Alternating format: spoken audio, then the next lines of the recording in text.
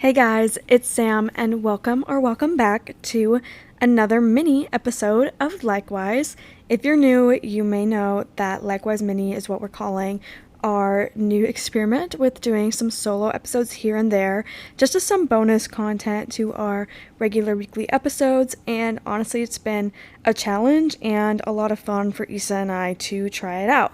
So we figured we would try to do it a little more consistently so that we can start doubling up on content, which would just be so fun. And yeah, today I just want to talk a little deeper about something we talked about on our Extremes of Fan Culture episode.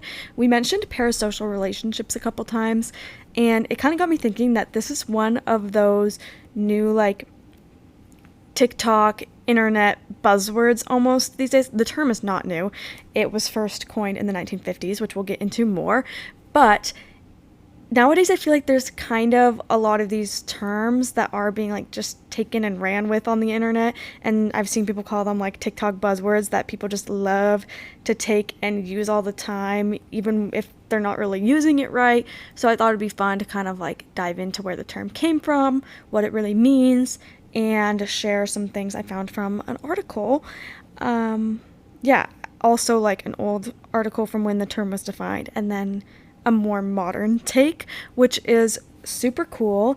And yeah, anyways, before I get into it, I wanted to share that I'm drinking a cream soda Olipop, and it is so good. This is one of the best healthy sodas I've ever had.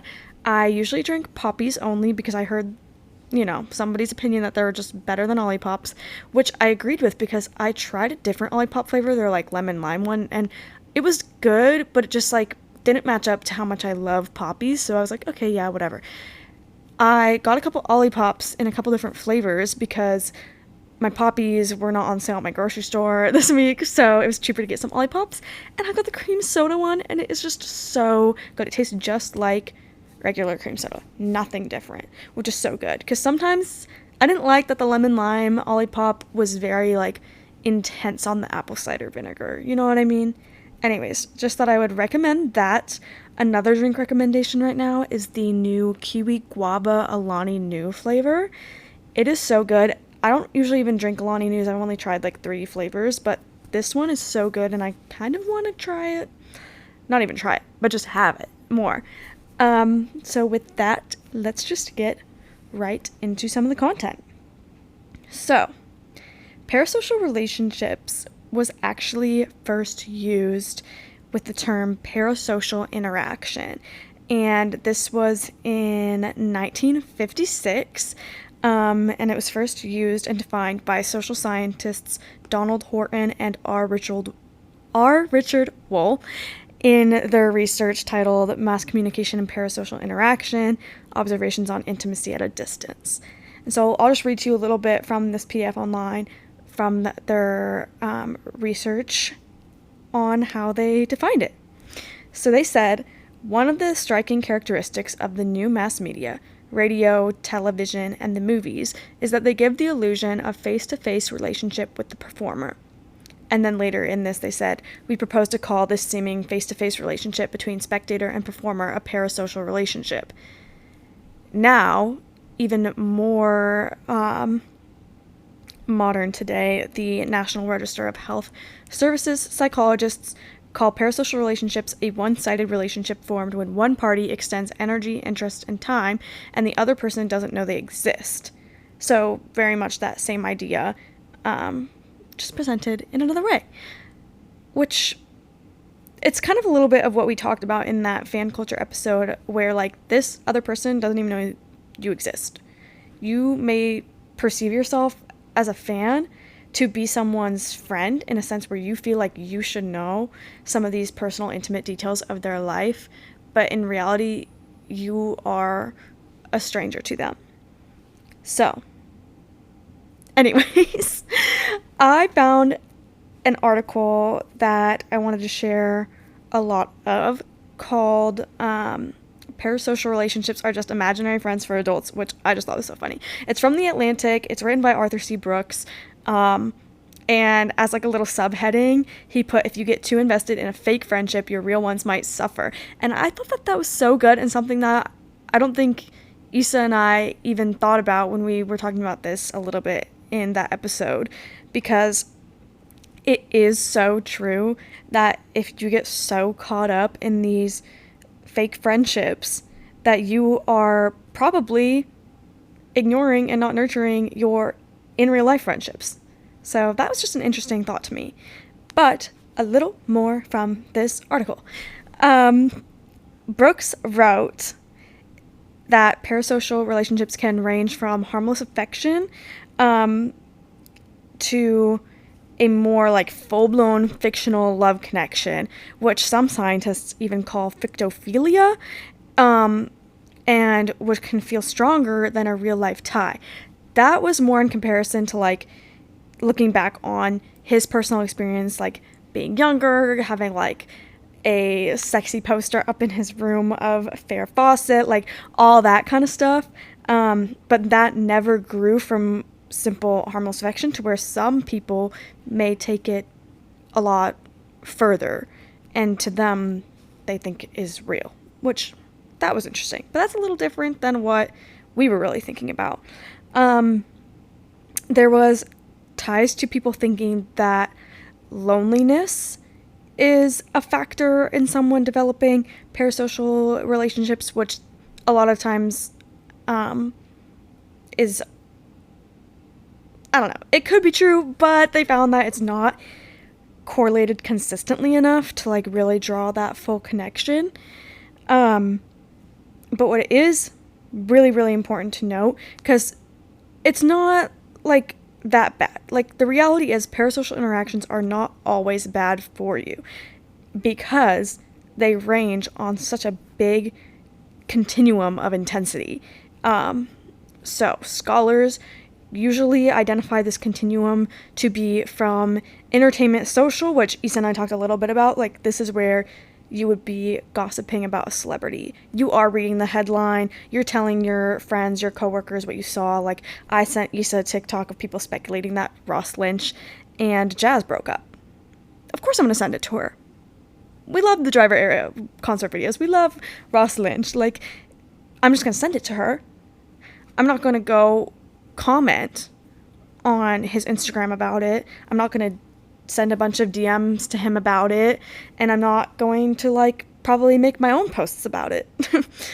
The next part of the continuum identified is intense personal. So this is where you develop intense feelings toward a celebrity, which this is maybe a little bit of what we talked about with the whole Taylor Swift Matty Healy situation. Like, people making so many hateful videos, writing letters, like, you are taking this person's personal life actions as like a personal thing to you. Like, you are taking their life personally.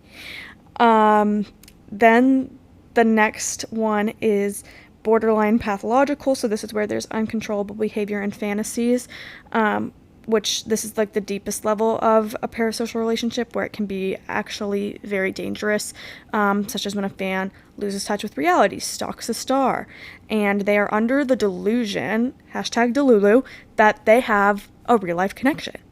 So this is really like when people are showing up to YouTubers' houses and expecting them to like greet them completely normally and be excited to see them, be excited to meet them, take a picture with them, when in reality they're going to feel deeply uncomfortable and it's going to affect them really bad. They're going to feel so violated.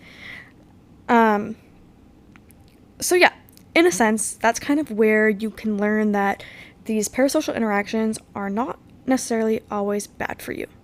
They are very bad when they get to that intense personal and borderline pathological, but they might not be very bad when it's just entertainment social for you. Yes, it might still be a little invasive, but in this entertainment social area is where there's quote unquote good business, in the sense that fans spend money. It is a business. That's why there's PR relationships. That's why there's like publicity stunts, you know?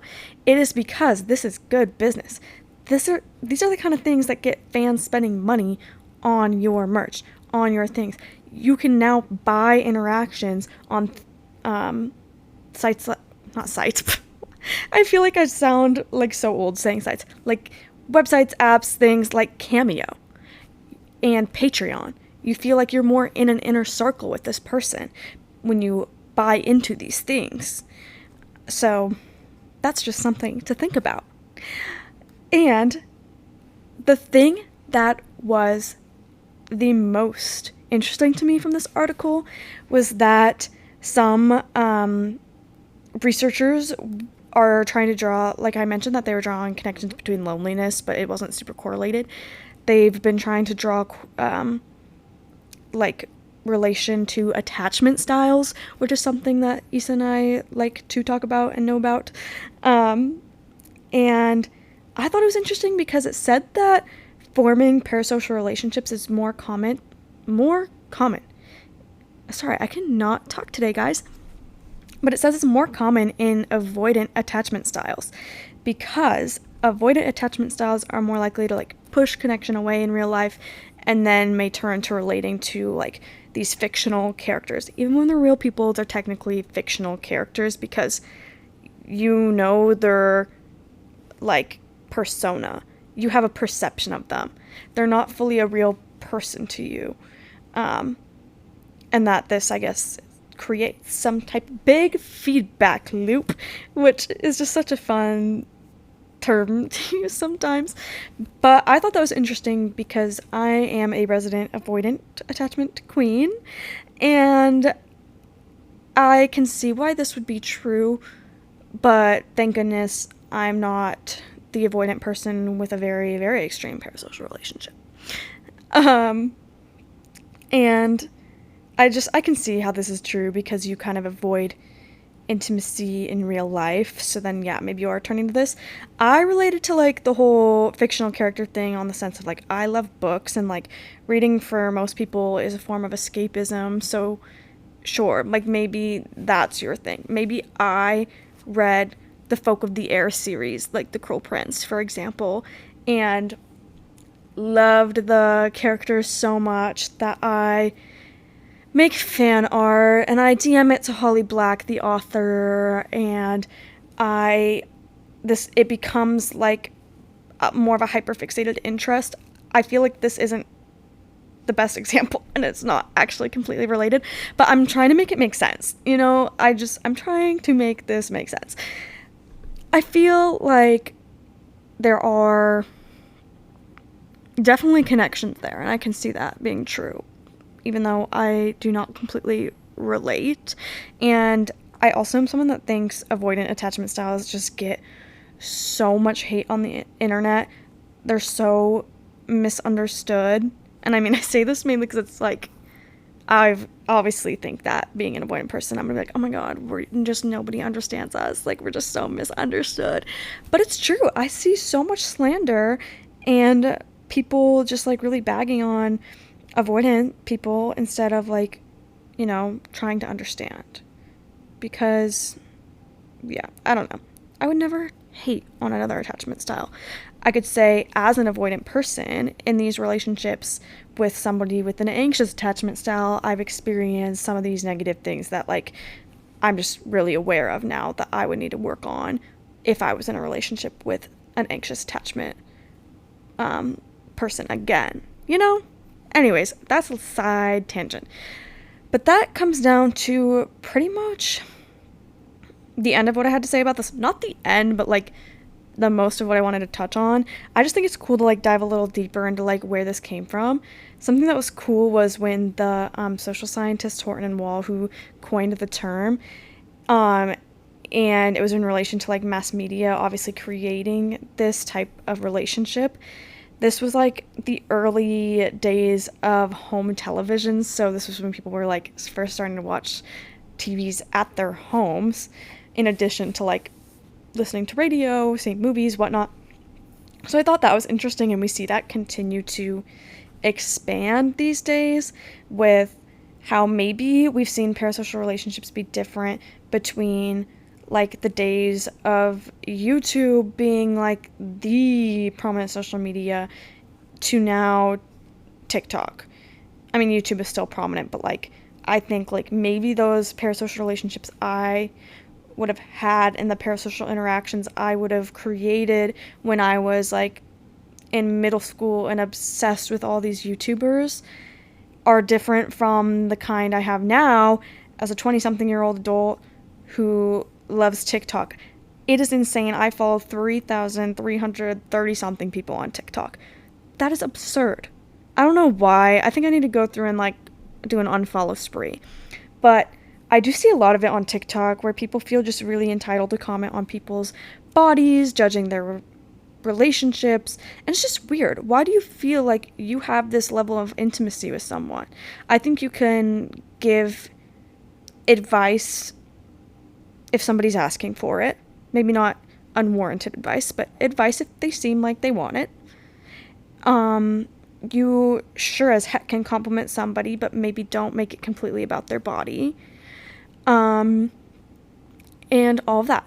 So the author of the article, the newer article from The Atlantic, actually did have some like tips about them to make them healthy relationships. And so the 2 tips from the author are pay less attention and break up. Which is true. Like at the end of the day, like if you are realizing that you are way too focused on this person's life who's not actually like a real character in your life, then maybe you need to take a step back and stop consuming their content for a while. Like, just take a step back, maybe just focus on consuming other kinds of content. And, like, say you're a super big Taylor Swift fan and you realize, like, wait, why am I so upset about who she's potentially rumored to be in a relationship with? Like, just take a minute to step back, reflect, and be like, maybe I shouldn't, like, be so obsessed over the thought of this potential rumored relationship, which now, rumored completely to be over. So it was just very short term, but caused so much, like, upheaval on the internet. So maybe you just realize, like, oh, I'll take a step back. Maybe I'm being a little too intense personal right now. Give yourself a little check on the little continuum scale. And then break up. Like, stop completely. If you're realizing you have some of these, like, cut them out. I don't know. That might not be a very good tip, but I think it makes sense. I think the last thing I wanted to touch on for this little mini-sode was that this topic of parasocial relationships, interactions, yada yada yada, overall, reminds me of, I've seen people saying that Pinterest is the healthiest social media platform for them. And I'm pretty sure I heard this from JC Marie, but people are saying that they find it so healthy for them compared to like Instagram, TikTok, YouTube, because they don't attach their inspo that they're pinning to people specifically. It's less about the creator personally than the overall goal of being inspired and finding things that make you feel creative or ideas for what you want to do, or things you want to cook, whatnot. It's less the comparison game than these other platforms are. You're less invested in, like, you see a cute pin and you save it and you're like, ooh, that's so cute, inspo, I want to do that. You're not like, oh my gosh, who is this person? I'm going to follow them. Now I'm going to go find them on Instagram and TikTok. I'm going to comment all these things. I'm going to DM them, which completely fine if you do. There's healthy ways to do that. And I think that was the last thing I wanted to talk about was, like, you don't need to stop having parasocial interactions completely. Like, it is a healthy level. Like I said, you can comment on people's content. You can interact with them, like respond to their polls, reply to them asking questions, like swipe up on their story, react to their story. Like, you can like do those kinds of things where you're reacting and like showing them, hey, yeah, I'm a fan of you, I care. But it's not like the intense personal types of comments of like, did you and this person break up, so you're not going to address your breakup? Are you ever going to address your breakup? ... Like, there's boundaries. And I think these types of interactions can be healthy when you are, like, very cognizant of those boundaries and are able to respect them as a creator if you like them so much. So yeah, that is a lot of stuff about that, and I just think the information's just so fun about, like, where this term even comes from, because there's a lot of other words on TikTok that are similar that people just take, have been using, saying a bunch, but even wrong. Like, you know, when gaslighting, I don't even want to talk about it, but you know, like when gaslighting came back on the internet as like a huge term and it became this like huge buzzword, and like I see Instagram graphics every other day of people like examples of gaslighting and like how to know if you're being gaslit, or like people just are always on like, oh, gaslighting on TikTok, and sometimes like on things where it's not truly gaslighting. Or there was another one, oh, like just in general, like therapy talk being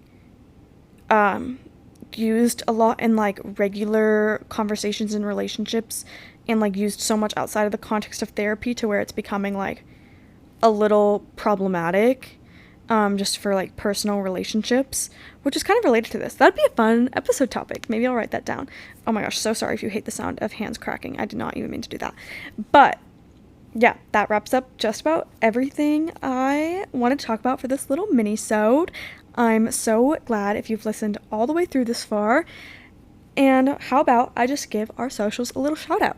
You can follow us on Instagram at likewise_pod.